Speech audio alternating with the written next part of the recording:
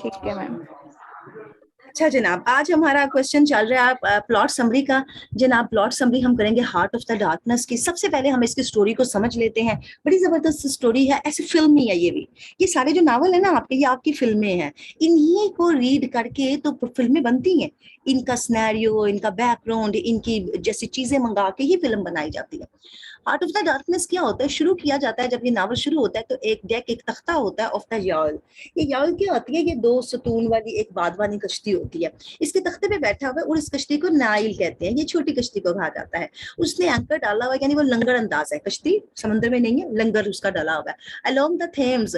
Thames का नाम याद रखिएगा, ये इनका एक जो दरिया है ना, दरिया नॉलेज का दरिया कहलाता है, गेट ऑफ नॉलेज जिसे कहा जाता है। इसका उसने नाम अलामती तौर पे भी दिया है कि जनाब गेट ऑफ नॉलेज के पास लंगर डाला है नाइल ने। और फिर क्या है, अवेटिंग, इंतजार किया जा रहा है the returning of the tides, कि जनाब ये लहरें थोड़ी लौट जाएं तो वो अपनी छोटी बागबानी कश्ती को अंदर लेके जाए। 5 इंडिविजुअल वहां पर बैठे हुए हैं, कहां पर, ऑन हर डेक, हर जी इसको कहा जा रहा है नाइल को। इस कश्ती के ऊपर 5 लोग सवार हैं और 5 लोग क्या कर रहे हैं, exchanging a view lazy words, एक दूसरे के साथ बातें करें, जैसे अभी हमने लेजी वर्ड्स से एक्सचेंज किए थे अब व्यूज। अब ये जो नाइल है ना, ये देखिए मैंने ऑटोमेटिकली इसे अंडरलाइन कर दिया, मैं आपको बताना भूल गई। ये जो अंडरलाइन है ना, ये आपके पॉइंट्स है जो आपने लिखने हैं। जो सर्कुलर है, जो मैंने सर्कल लगाया ना, इन पॉइंट्स को आपने लिखना है। जो अंडरलाइन किए हैं ना, ये आपके ट्रांसलेटेड पॉइंट है, ठीक हो गया। और मेरे ऑटोमेटिकली वो हो जाते हैं, लेकिन अगर मैं ना बताऊं तो याद रखिएगा। अच्छा जनाब, ये क्या कह रहा है कि यहाँ पर एक ऑनर है जो कि कश्ती का ऑनर है, एक बंदा ऑनर है, दूसरा लॉयर है, तीसरा अकाउंटेंट है, 5 बंदे उसने बताए हैं ना, और चौथा नरेटर है जिसको रिमेन्स एम्बिगुअस रखा गया है इन प्रोफेशन। नरेटर का हमें प्रोफेशन नहीं बताया गया, मे बी ये जोसेफ कनराड बाजाते खुद हो सकता है राइटर, लेकिन इसका प्रोफेशन हमसे छुपाया गया है। और 5वां बंदा है हमारा मार्लो। ये जो 5 बंदे हैं ना, इनको निकाल के एक साइड पे रखें। Honour of the board, lawyer, accountant, Marlow और नरेटर। Narrator without any profession, not mention profession. अब ये क्या कर रहे हैं, only one of the group, ये एक ग्रुप बन जाता है 5 लोगों का, 3 लोगों से जमात खड़ी हो जाती है।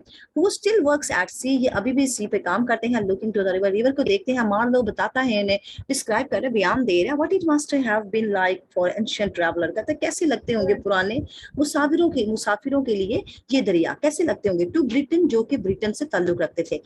How the area must have seemed, कैसे ये एरिया महसूस किया जाता होगा, like the end of the earth, क्या इसे जमीन का आखिरी हिस्सा समझा जाता होगा, वो हिस्सा जहां पर एंशिएंट ट्रैवलर जाते थे। और एंशिएंट ट्रैवलर्स दूर दराज जाते थे, जो कि ब्रिटेन से ताल्लुक रखते थे, एक तरक्की याफ्ता मुल्क से ताल्लुक रखते थे, और उनको लगता था कि जैसे हम दुनिया के किसी आखिरी कोने पर आ गए हैं, वो काफी होता वहां पर पहुंच गया।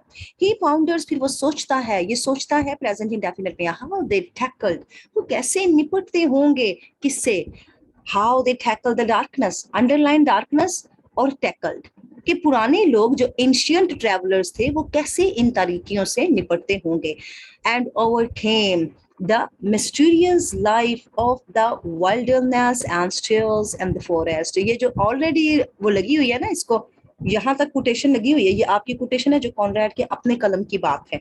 लंबी कोटेशन याद नहीं होती तो आप इस कोटेशन को छोटा भी करके याद कर सकते हैं। अब यहाँ पर बात हो रही थी डार्कनेस की, डार्कनेस को कैसे टैकल करेंगे, ये जो एंशिएंट नेटिव है कैसे काबू पाएंगे उस जिंदगी के तजस्सुसों पर जो कि वीराने में पाए जाते हैं। विल्डरनेस होती है वीराना, बेअबान, ड्रोनी फिल्म जैसी होती है। डैशर्स, जो कि हिला के रख देती है इन द फॉरेस्ट, जंगलों को, और घने जंगलों को, forest and jungles same words, and in the hearts of the wild man, और इन वहशी आदमियों को, जो जंगल में रहने वाले होते हैं जंगली आदमी, उनके दिलों को भी हिला के रख देता है। कौन, वीराना, वीराने के अंदर पाई जाने वाली तजस्सुसाना जिंदगी के। आगे एक बुश आ रही है, इसके पीछे से क्या निकलेगा, आगे झाड़ी आ रही है, इसके पीछे से क्या निकलेगा। ये कॉनरैड ने 69 लाइन पे लिखा है, नावल के स्टार्ट में उसने ये लिया है। अब ये जो बंदे बातें कर रहे थे ना, बंदे ने बात शुरू की कि डार्कनेस पे कैसे काबू किया जाता है, कैसे निपटा जाता है। ही देन टेल्स, फिर वो बताता है, यही कौन है, हमारा मार्लो।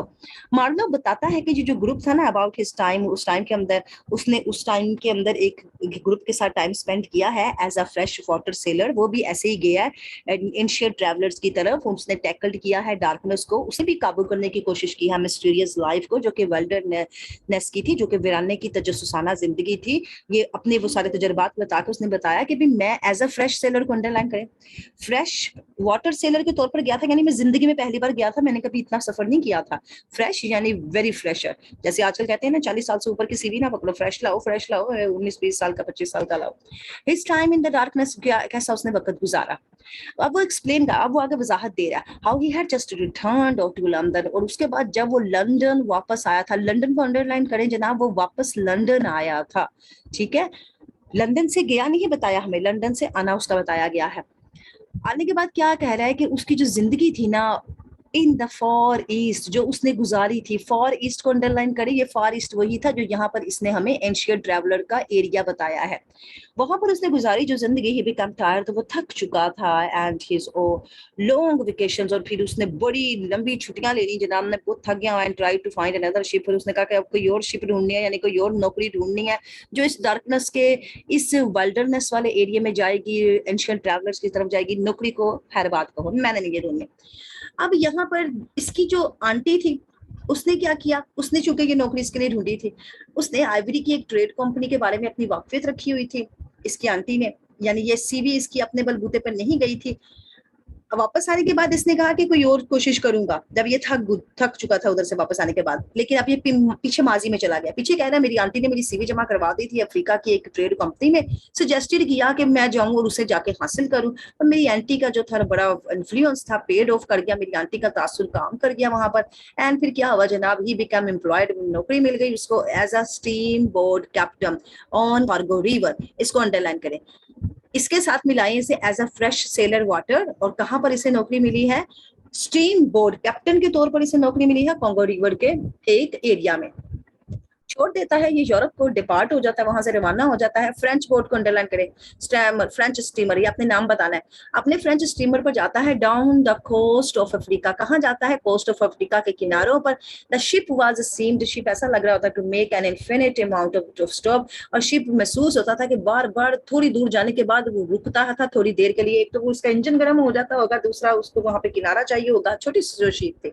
तो इसमें जो फ्रेंच स्टीमर थी ना, तो वो जो स्टीम से चलते हैं, जाहिर कोयला डालना पड़ता है उसमें, याद है पहले कोयलों से रेलगाड़ियां भी चला करती थी।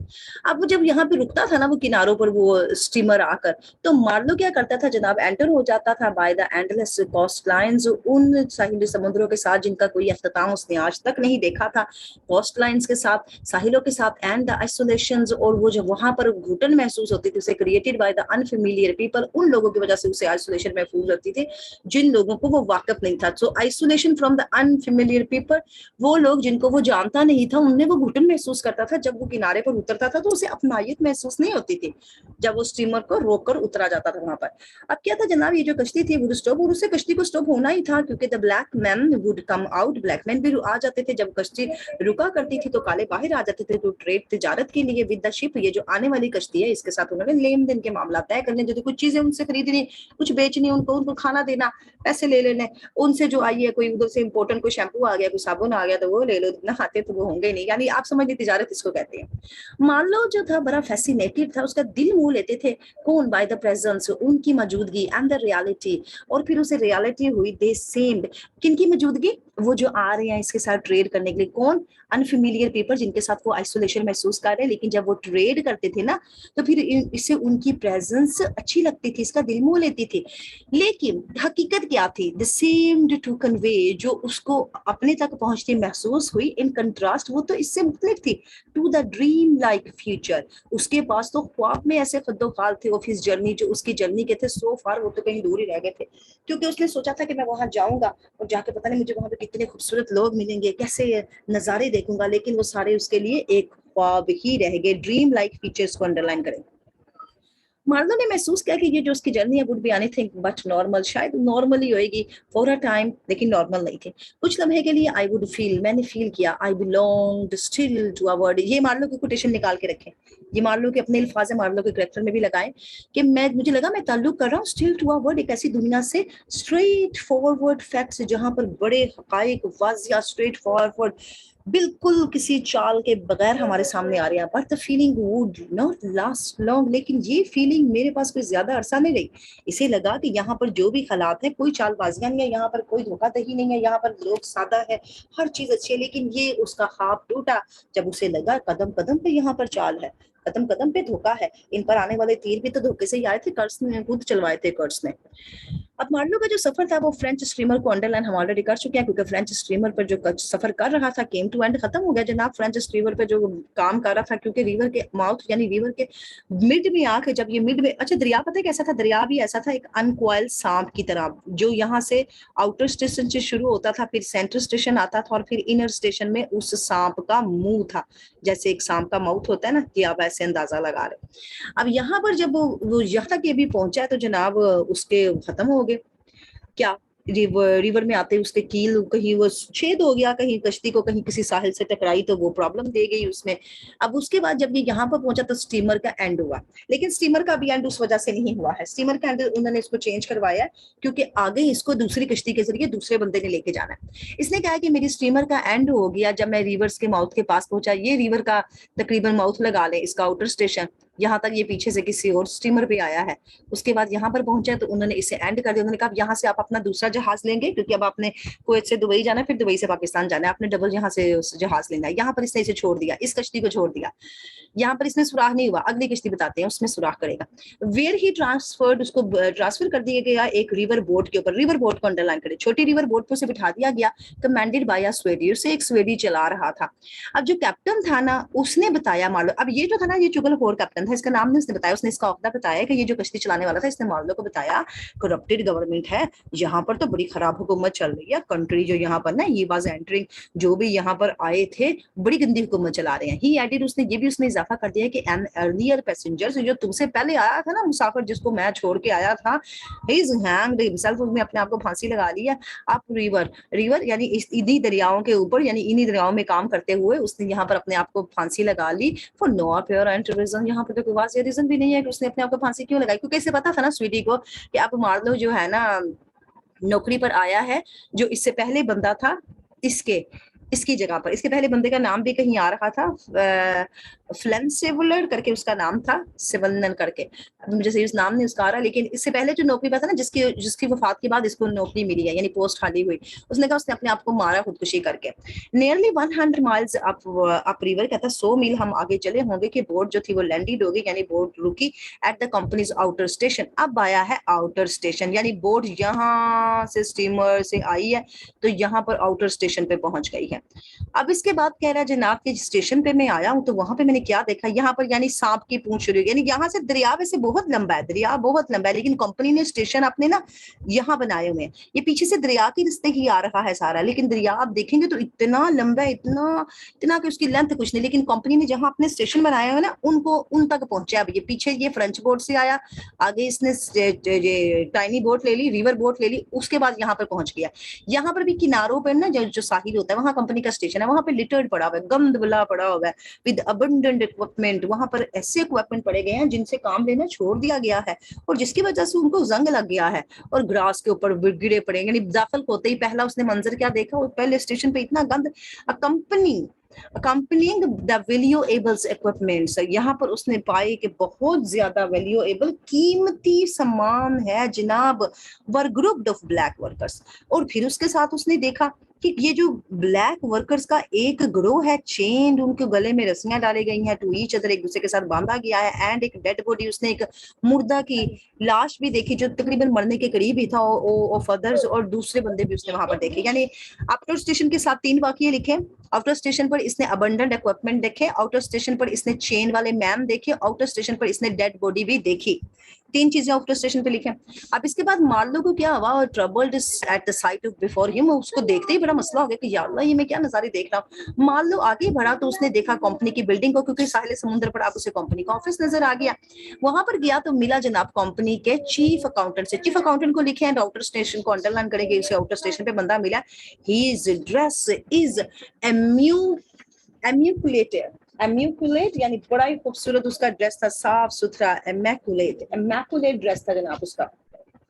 इसके ड्रेस को देख के इसने अंदाजा लगाया कि ये वो बंदा जो धूप में निकला ही नहीं है। इसने उठा के कोई भी चीज इधर से उधर नहीं की, इसने किसी काम की निगरानी नहीं की, बस बैठ के अकाउंट का काम करता रहता है, सैलरी मंगवा लेता है और बाद में हुकूमत को कहता है ये चीज दे दो, ये चीज दे दो। बेदाग किस्म के इसने क्या पहने हुए हैं जनाब, ड्रेस पहना हुआ है। और एज वर हिज क्वार्टर, और क्वार्टर में भी कोई गंद नहीं है, एसी लगा हुआ है, सोफे लगे हुए हैं, खिड़कियां बंद, सेंट्रल एसी लगाया है, वैसे उस जमाने में था कोई नहीं, यानी जो कुछ भी था इसकी सारी साफ थी। कंप्लीट कंट्रास्ट था ये तो, और कंफ्यूजन भी थी उसके लिए। जो उसने बाहर देखा, जो उसने इसके अंदर आके क्वार्टर में देखा, सो टोटली डिफरेंट था। That defined the rest of the station. अगर उसने रेस्ट ऑफ द स्टेशन को देखा, तीन चीजें देखी, एक मुर्दा देखा, चेन वाले लोग देखे, और रस्टी मटेरियल देखा, इक्विपमेंट देखे, अबेंडेड इक्विपमेंट विद रस्ट देखा, जंग आलूदा देखे, अंदर आके क्या देखा, उसके खूबसूरत ड्रेस को, इमैकुलेट ड्रेस अंडरलाइन कीजिएगा, और उसके क्वार्टर को देखा, क्लीन क्वार्टर भी आप कह सकते हैं, बिल्कुल ऑपोजिट था। हियर मान लो लर्न अ मैन नेम्ड, यहाँ पर उसने एक आदमी का नाम भी सुना जिसका नाम कर्ट्स था। फर्स्ट टाइम उसने इसका नाम, ये जो हमारा समुंदर है इसके आउटर स्टेशन पे सुना है। किसी ने कहा और कर्ट्स, तो उसने कहा ओ ये कौन है, हालांकि ये पहले से उसे नहीं जानता था। अब ये जो मैन है इसको बताया कि इसने मार्लो को बताया that Kurtz is an amazing man, बड़ा जबरदस्त आदमी है, और वो इंचार्ज है इनर स्टेशन का। इनर स्टेशन कहाँ पर है, इस सांप के मुंह को इनर स्टेशन कह रहा है। मोस्ट इंपोर्टेंट स्टेशन है, बड़ा इंपोर्टेंट है जनाब। और उसने ये भी बताया कि wouldn't be long before Kurtz made it into administration, कोई ताहीर नहीं होनी, एडमिनिस्ट्रेशन जनाब एडमिन में शामिल कर दिया जाएगा। एक मामूली सा वर्कर है कर्ट्स, लेकिन उसको एडमिनिस्ट्रेशन में शामिल कर दिया जाएगा जैसे उसकी परफॉर्मेंस है। ज्यादातर जो चुगलखोर होते हैं उन्हीं को लगाया जाता है एडमिनिस्ट्रेशन में। He had sent more Ivory, कहता है वो आइवरी भी बहुत ज्यादा भेजता है जनाब, रिवर में भेजता है, देन एनी अदर एजेंट, जैसी कभी भी किसी दूसरे एजेंट ने ना भेजी होगी। इतनी अच्छी उसकी जनाब आइवरी की स्पीड है।